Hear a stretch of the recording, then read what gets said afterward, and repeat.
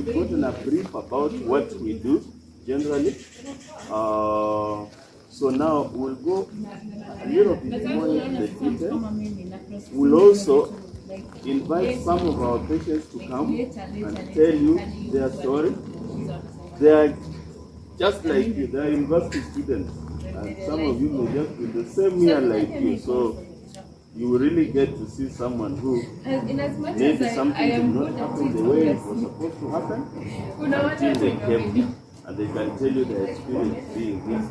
I was talking to Dr. Susan earlier in my office, and I told her when I read her email about coming here, I was very happy to learn that Egerton University has got a program of community development training that you can work in the community. Because for us here at the rehab, yes, we teach, but we are finding a problem.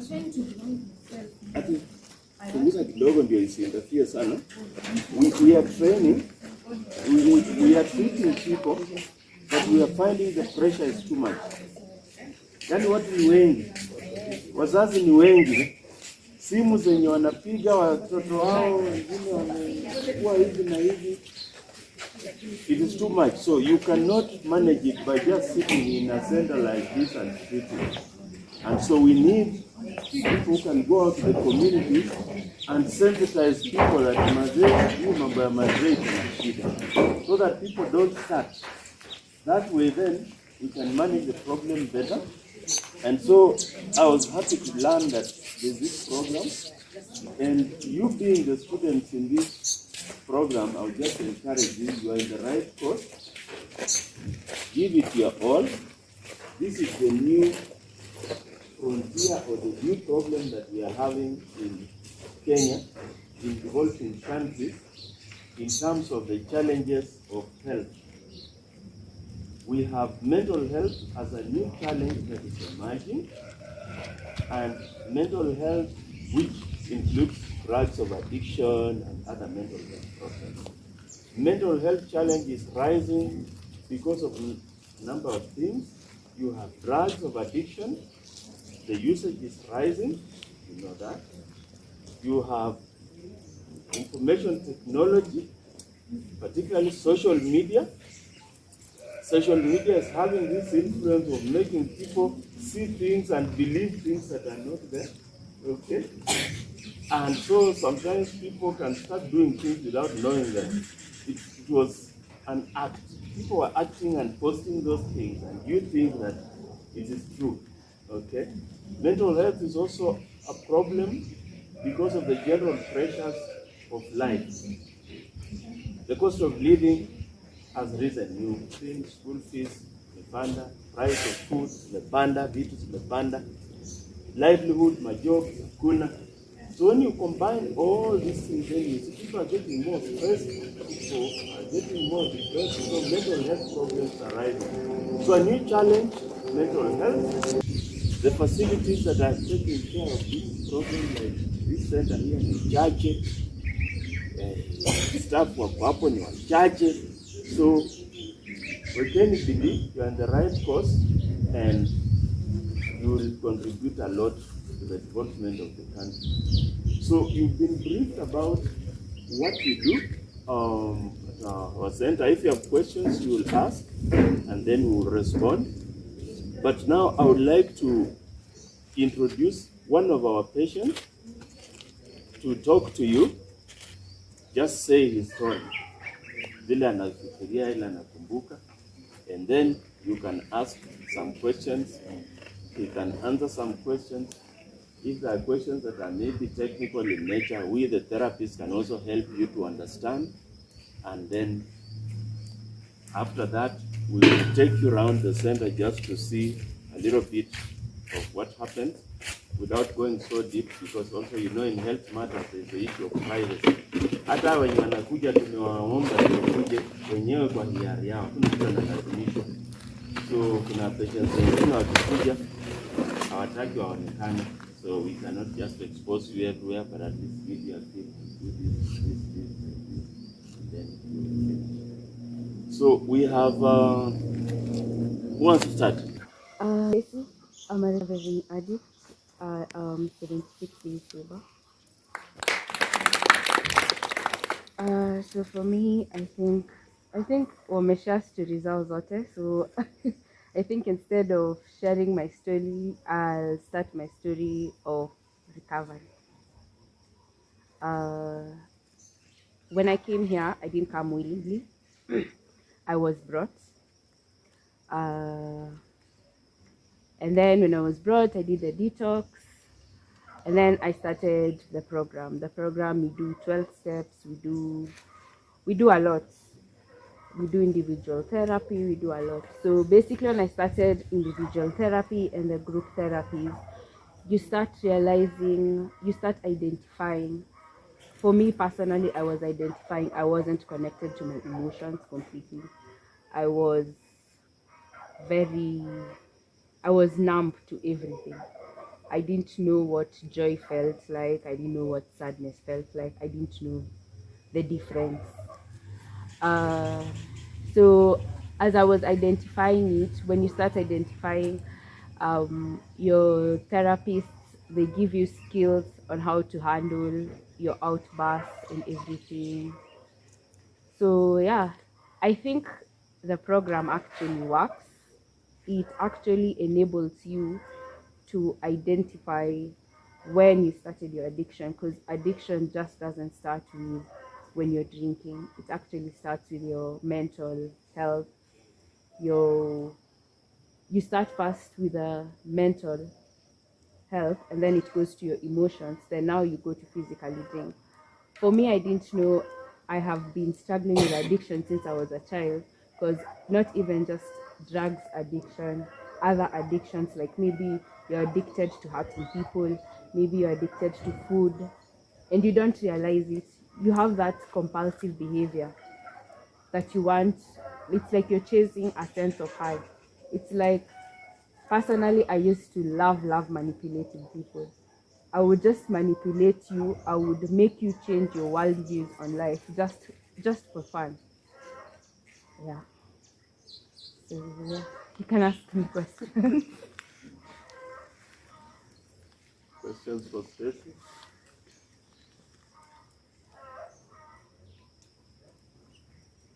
Hi.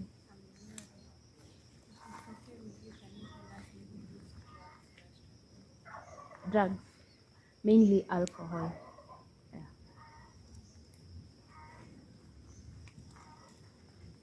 Yeah. Hi. Yeah.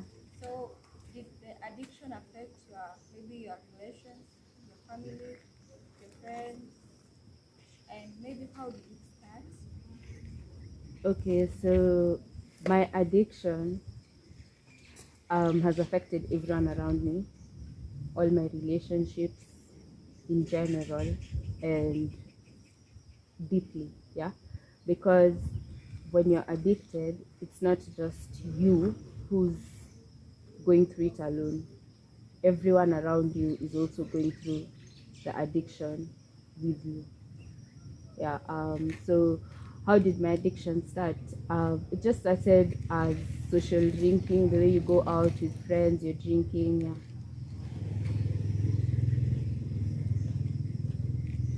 I'm Alan. Yeah. During the experimentation, now that you knew the consequences of these drugs, did anyone come close to you maybe to advise you, and if he or she did, to then maybe how did you react to For me, because I'm from a family where we drink for pleasure, it wasn't a big deal. It wasn't, ah, you're drinking, no, you shouldn't be doing this.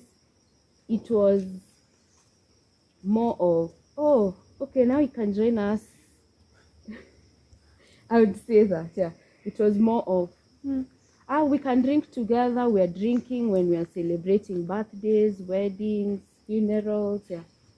So for me, it was more of just social drinking, yeah. Okay.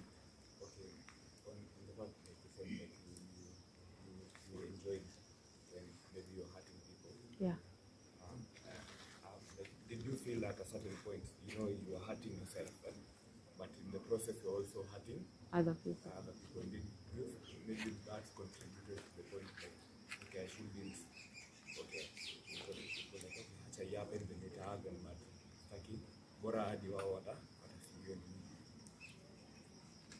Do you think it contributed to driving you on towards? Yeah, hurting other people, yeah, it contributed. Yes. Nice. So before you joined Fountain Hope, did you ever know or anyone else ever tell you that you need help? Au ukafeel at this stage you are trying to find something? I would say I used to feel it deep within that there's something wrong, there's something really wrong. But I never took it as, hey, you need to go to rehab, or I just used to say to myself, I know I'll fix it. It's not yet the time to fix it. I know I'll fix it. Yeah. And probably, Yeah. and it's a crazy question. Yeah. Did you ever do something crazy? What around you wakaona, hey, that's abnormal. Yeah. I've actually done a lot of crazy things. But that one was before I even started indulging in alcohol. Like once I was almost stabbing my brother. Yeah. Thank Pleasure. Any more questions? Yes. Yeah.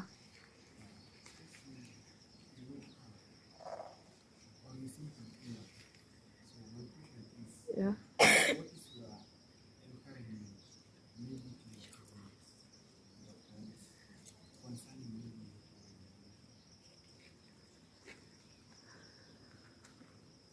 On addiction, yeah, I'd say you don't know your history well enough to know if you'll be addicted or not. So basically, don't just start using the drug if you haven't.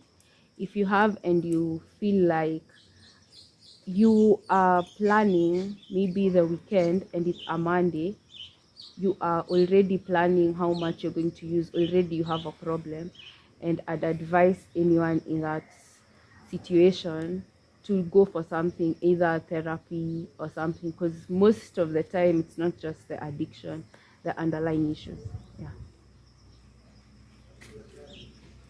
Mhm. Another question, at this point, do you ever feel like you are sacrificing drinking? I'm sacrificing. Like it's a sacrifice to drink. It's a sacrifice to be here. Yes, sometimes, and I'd also say no. Yes, because I feel like life is moving and I'm here. But once, mostly it was when I was new. Everything is new. You're being told when to make your bed, when to bathe, when to go for individual therapy, when to eat, when to sleep. It's hard. Even just not having your electronics, not it's just a hard thing. But then there's that part of you which feels like you're sacrificing for yourself, not for others, because most of the time it's about you. Yeah. Yeah. Like exactly like okay, during the discussions I think you mentioned about on the addiction, on the drugs, on the alcohol, like, but maybe the now that emotional manipulative part, okay, you know, it's kind of difficult for you to understand, okay, I might be compulsive in a way, like in the way I want to make people feel, and maybe I don't know. So when did you start like dealing, okay, how did you come up with the point like, okay, I'm not only alcoholic, I'm also have issues with emotional manipulation and so those sort of things. Okay, so when I joined Fountain of Hope, the first thing they did was the detox. So basically, they put for you an IV, and then you're given medicine for 3 days. After that, now you start attending the sessions fully. So when you start, working with your individual therapy, you do like several tests on your depression, on anxiety, on yani ni kama you're being assessed mentally.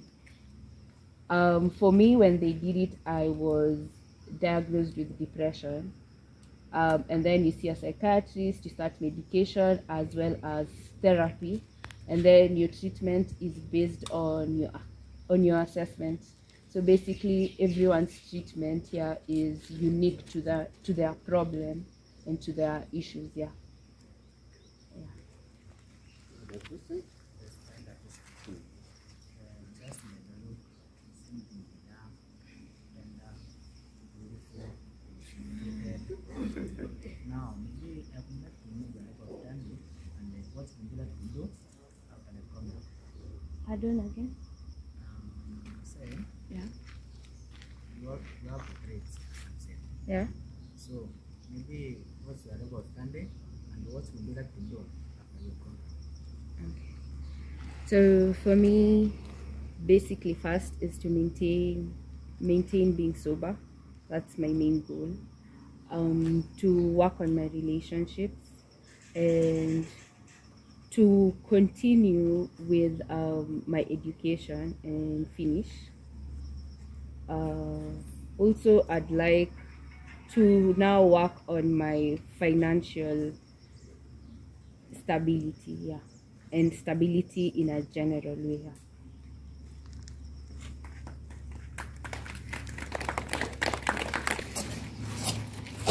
I'll give my testimony and then you'll ask me questions. So my testimony is that, as you heard, I'm the director in charge and also a doctor in charge. So we receive patients who come in. They have addiction problems to drugs, to alcohol, but we also receive patients who have just mental health problems. You may know that sometimes addiction can come with mental health problems, but sometimes you can just get mental health problems alone, addictions alone. So we get all of them, and then they come. When they arrive, we assess them, we make a diagnosis, we start treatments, just like this was saying. So I would just make a few observations from my experience here. That will be like an initiation for you to ask questions, and then you can close. The first thing is that you realize that nobody gets into addiction because they want to get into addiction. Almost always it's accidental. Like you had say, Stacy, you went out just to have fun.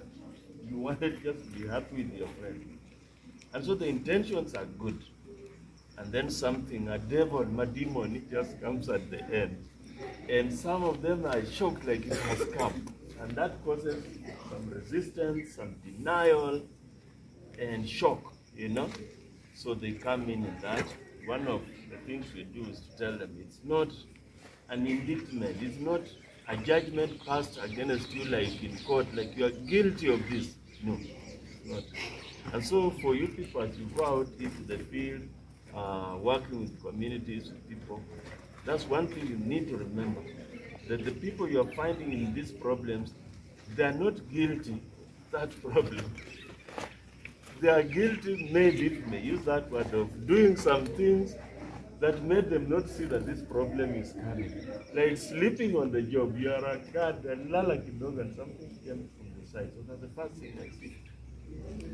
And then a second observation, I've seen that just when they come here, they seem to get something more than medicine can give, more than doctors and nurses and counselors can give. I think it can only come from God himself, a peace. And you had, like when Peter was here talking about, he couldn't understand. And he was in Madare and sometimes he was being beaten by patients there and he didn't understand. Then later on, you come here and after detox. Detox is a process where medically we remove the effects, your low hangover, nini, withdrawal symptoms. So we remove those, and so your body, your head starts to clear. Then a certain peace just seems to descend on these people. And it's like your eyes are opening, you're seeing things that you didn't see before, you're understanding things in a way you didn't understand before. It's a great benefit that I've seen patients talk about, and you observe it when they come. So when you meet these people, encourage them that yes, you can get some help, and along with that help, you will get more. You will get opening and awareness that will help you along the way. I've also made an observation that the work we do here is different from other aspects of health, like hospital. Someone has malaria, they're in hospital, or they have fractured a limb, they're in hospital. The other side of healthcare, the curative, because rehabilitation is curative. The other side of healthcare is such that the therapists, the doctors, nurses, whatever, they play a much more central role than here. I keep telling my people here that if you have malaria, for example, I don't need to know your name. I just need to know the diagnosis, and I just get that body of yours and I start pumping in drugs, you will get cured. But here it can't. The doctor, the therapist must be on the sidelines and just be like a spectator. You cheer them, you encourage them, you show them, oh, there's a pothole there, avoid it. But you can never be on the driving seat like you can be when you're treating those other curative diseases. So when you go out again meeting these people like in your work, you want to sensitize them, encourage them, and then you hold back. You be patient. You let them take the decision, go in. Because you can never go in and experience it for them. You can never change for them. It's them who can just see like, aha, I realized that I was making a mistake, just like you've had. So here we just come and ask questions that are probing. Sometimes we point out some things that are contradicting, then we just leave, and then you see someone is then you realize, okay, they are starting to see what it is. The last observation I will talk about, testimony I will talk about, the role of the family is big here. You can heal yourself, but if the family, the social group around you has not healed, nothing. You will just go home, and the very day they'll trigger you in some way. So maybe you are just sleepy, like one day you can oversleep, huh? Just like a normal. But then your brother, umeanza hizo madawa zako tena, ndio naamka saa 3. And maybe you've not been taken for a long time, and you're like, I'll never be believed. Like I was condemned, this is a death sentence, and it will never change. Even if I try, no one will understand. So again, we do a lot to make the family realize that they must work with this person for the journey to succeed. Thank you. I'll make only those testimonies, observations, and I think that can be a good primer for you to ask questions. The sun is getting hot. Questions about what you've heard, you've seen, and then we can split into a few groups and just go around a bit, see this is where they stay, this is what they do, like that, and then